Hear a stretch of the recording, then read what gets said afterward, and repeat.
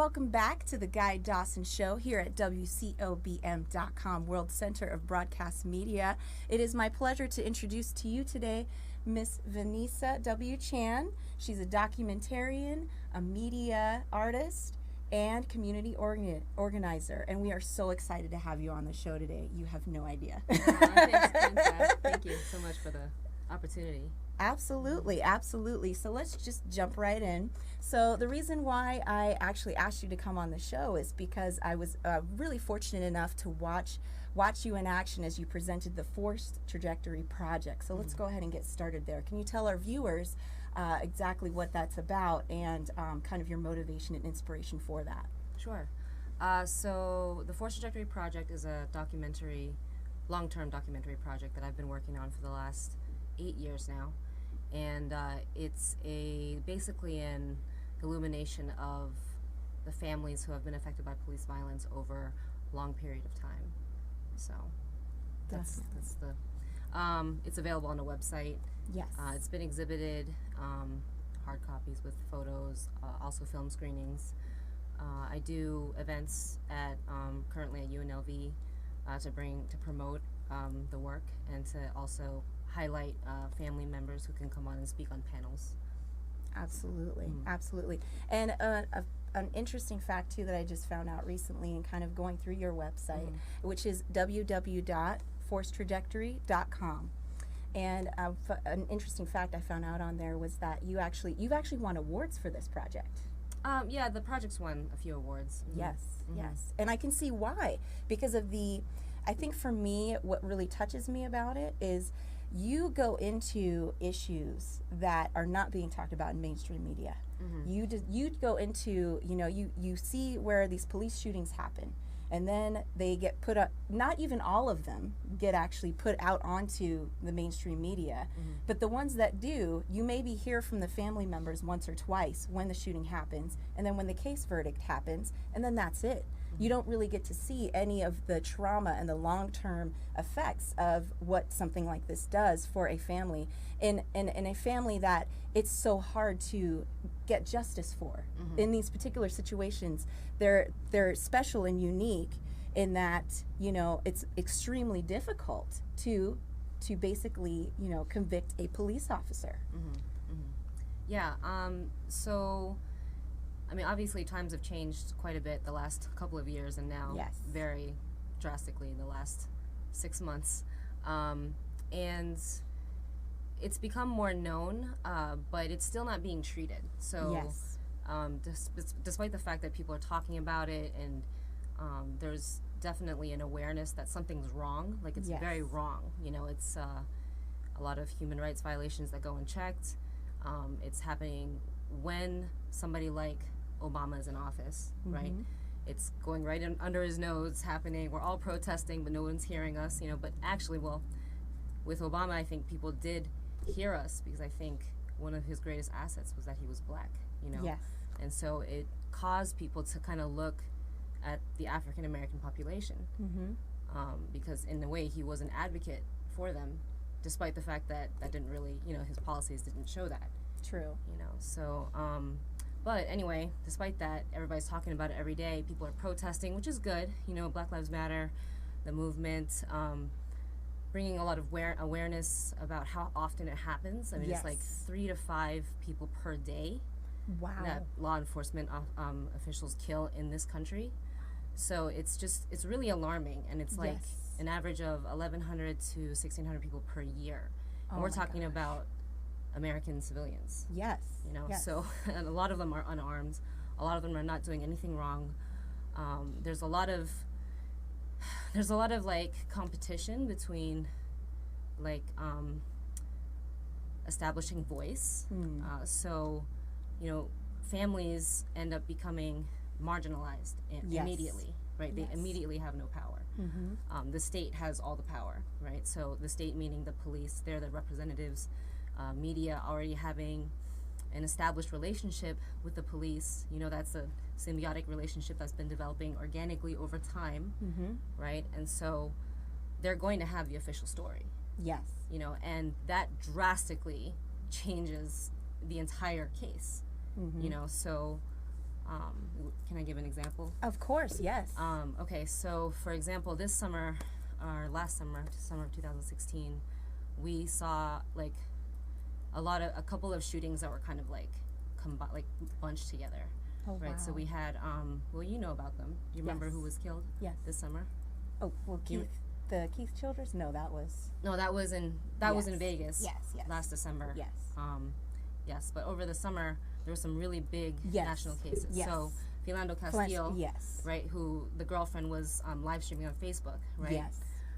So that was absolutely surreal and which was horrendous. Right after the shooting in Louisiana. Exactly. Yes. Alton Sterling. Yes. Right. So those are the two national cases that happened over the summer, right? But in between, actually, I think it was first. There was a shooting in Brooklyn. Oh wow. Delron Small Dempsey, and what had happened was he and a lot of people, like a lot of my folks, you know, I'm from New York, so everybody in New York, well, not everybody, but probably a lot of people in New York know about Delron Small Dempsey's case. But when you go outside of New York, people are like, who's that? You know, whereas most people saw the live stream of Philando Castile, you know, because she was live streaming, you know, and that went viral and it just blew up. And on top of that, it gave her the power, it gave her, the family, I mean, I don't really know how the family's doing in terms of their case, but the family had had the ability to kind of take hold of that narrative. Yes. Like, this is what's happening. Yes. Real time live stream. My boyfriend just got shot. You're seeing the officer like be all shaky and everything, right, in the window. Absolutely. And she's just really, really calm. She has a kid in the back seat. You know, she's so super disturbing. calm. Yeah. And I mean, it's crazy, right? But because she did that, social media played a role in allowing people like people who get killed by police, you know, people who experience that kind of trauma, to have that first person narrative. Yes. Right. And so that's like really the biggest deal. So going into how this relates to Delron Dempsey, so what happened was, it was a road rage situation. I think he had, maybe the officer cut him off, or he cut off the, I don't know what happened, but they were obviously in conflict. Yes. And they both stopped, and then Delron stepped out of his car and approached the cop's car. And then all we knew was that the cop shot him, you know. Once we found out that Delron was dead, you know, the story started coming out, and you know, in the media, you know. So in the media they were saying, oh well, you know, he sucker punched the cop several times, and so the cop, you know, he was off duty, he was plain clothes, and you know, he shot him because he had to, you know, out of self-defense. So then all of a sudden, when you see social media, it's so crazy. You can see all of this real time. You see comments on Delron's case, like maybe it's like a newspaper article or something, and they're just like, F him, you know, like, I would have shot him too, you know, for doing that, you know, just saying really hateful things. But the reason why they're saying it is because they're thinking, okay, well, if I were in that situation and, you know, somebody was punching me, well, yeah, I'm going to defend myself, I'm going to kill this person, you know, out of self-defense, right? And that was the police's official story. So the families here and they're waiting for days until, you know, the video can be released, or they can see the video, you know? And when they see the video, it's like, you know, they release it, right? The family sees the video first, I think, and then they release the video out to the public. But at that point, the time period has been like, I don't know, a week or 2 weeks or something. So people have already made their decision about this case. Like, oh, okay, well, you know what? The cop's not at fault. You know, they've already made their decision. You know, they've already like wrote this person off who's gone. You know, who's like the son of, you know, he's like the son, he's a brother, you know, he's got kids, you know what I mean? So, so yeah, anyway, rest in peace, Delron Small Dempsey. I feel really, it's hard to be in this position and talk about, you know, certain cases, because I don't represent the families. I'm just someone who works with them. You know, I really wish that they could be here. And so what I do when I do talk about, you know, these cases, I really try to, you know, acknowledge their names, acknowledge their families, you know, because it's really important that, you know, their voices are heard, you know. So. Well, in kind of in speaking with that, there's an organization that you're also involved with the Justice for Families. Families United for Justice. Families United for Justice. Yeah, go ahead and talk about your work that you're doing with that. So Families United for Justice started in 2014. Okay. In the fall in New York. A family member, her name is Cynthia Howell. If she's watching, God bless you, Cynthia. She is a family member of Alberta Sproul, who was killed by the NYPD in 2003, May 16th, 2003. She was working for the Mayor Bloomberg at the time. She was, in her 50s, just a churchgoer, loved in her community. Everyone knew her. She was, just someone that was a good citizen. Yes. And she was getting ready for work at 7 in the morning, and all of a sudden the cops raided her apartment. It was a no-knock warrant. Her apartment had been implicated in drug trafficking, which was completely untrue. And they threw a flash grenade in the kitchen. It blew up. It got all over her, and she ended up having a heart attack in the ambulance. So, rest in peace, Alberta Sproul. But it's very, very sad. But anyway, going back to Cynthia. Cynthia has been, advocating for families for a long time, even before the killing. Her aunt was killed, and she always felt like there wasn't a place for the families, for the families to be in a place where they could really have their needs kind of taken care of. Because a lot of the times in activist communities, obviously it's like a collision of stuff. It's like a collision of cultures. You have activists who care, who want to help, but they may not necessarily be thinking about needs, human needs of oh, you know what, half my income is gone because my partner's gone. Right. I have kids to feed, and they're not thinking about those things. They're kind of thinking about, okay, well, how can we change this system? How can we, this person here is an example of what happens, and so what ends up happening a lot of the time is with the families, they kind of get not forgotten, but their needs get forgotten in the activist community. And I'm not trying to blame anybody for this or blame any activist communities for this. It's just that it obviously takes a lot for all of us to approach this issue. Absolutely. So with Cynthia, she and I started talking about creating something for the families where families could come and meet together and just be families, just families only, where they can kind of really share their resources and talk about their needs and everything. Absolutely. So we started forming a collective of families in 2014, getting everybody on the same listserv, getting everyone connected, phone numbers, just let's think. A lot of families already knew each other, but to kind of have a collective is kind of encouraging them to create more of a bond with each other, because they share a very unique experience. Absolutely. That nobody knows about, really. Yes. So we started doing that and having meetings. We've had a couple of events. We've tried to utilize it to garner support from outside communities. So we kind of have we've been working with Black Lives Matter in New York, and they helped us in doing press conferences and fundraisers. Definitely. They're helping us organize the conference in Detroit. Oh, wonderful, wonderful. Yeah. Excellent. So, sorry, I'm getting off track. It's so multi-layered. I'm sorry. Yes. It's so multi-layered that I could talk for hours, but I don't know if it would make sense. No, we get it and we understand, and I personally, and I know a lot of viewers can relate to this too, we appreciate the work that you do because, this is something that is very clearly a need that has not been met before, and something that, it's there.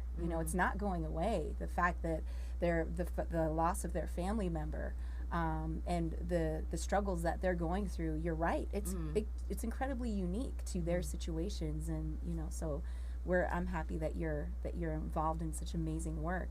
And speaking of that, definitely wanted to highlight your work that you're doing in Haiti as well. Oh yes. Okay, so how are we doing on time in terms of? Okay.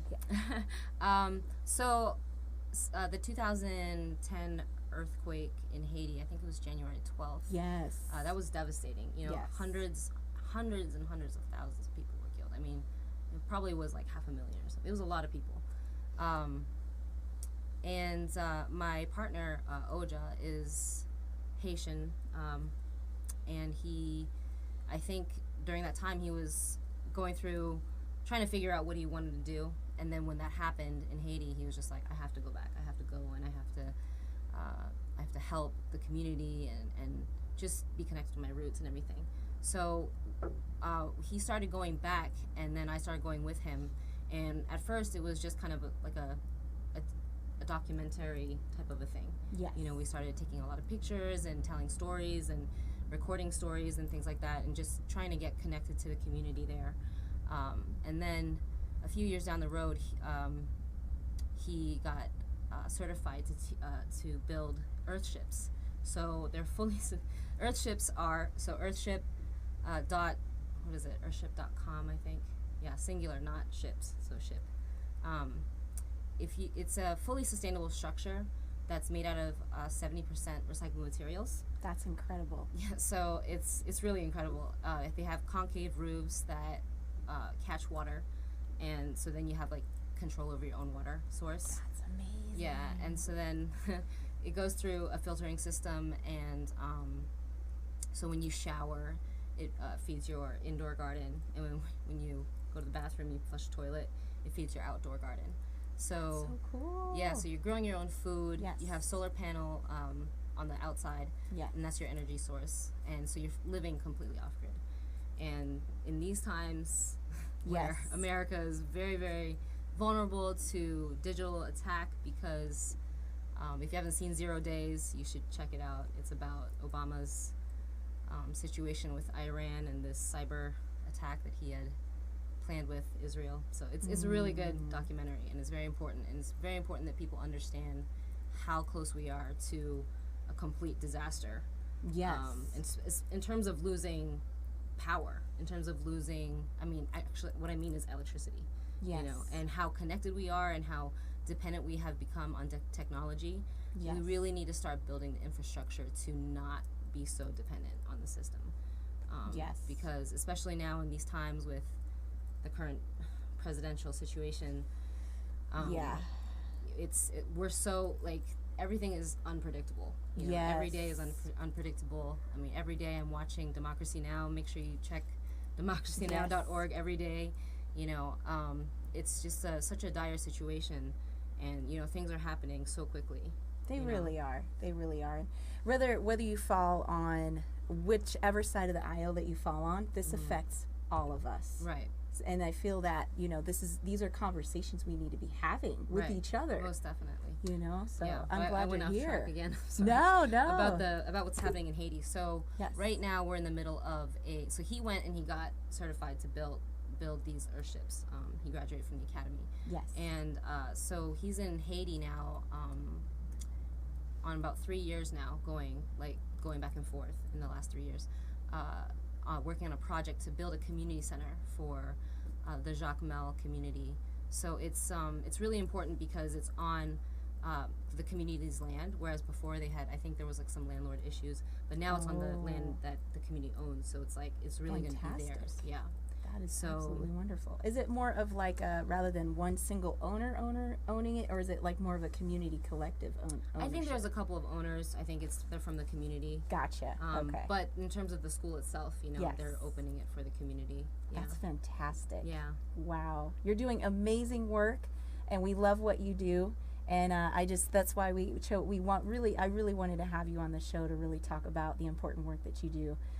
And so if anybody wants to get in touch with you in terms of helping out with any of these projects or any information, how can people get in touch with you? I would say forcetrajectory.org. Absolutely. Actually, .com is what it is. Yes. There's a way to contact me through the website. Perfect. Yeah. That's wonderful. Well, thank you very much for coming on the show today. Thanks, it's been a wonderful show. And that's it for us today for another wonderful show of the Guy Dawson Show here at WCOBM.com. And for all of you viewers out there, we hope you have a wonderful rest of your day.